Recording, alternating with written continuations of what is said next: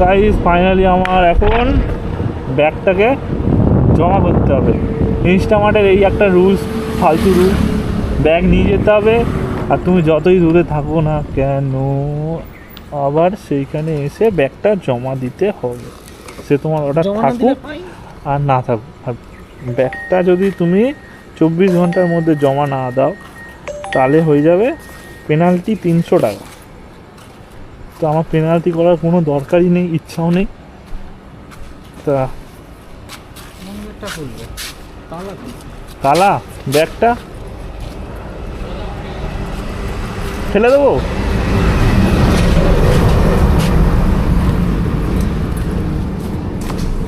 যা পড়ে গেল, একটু স্ক্যান করে নিও।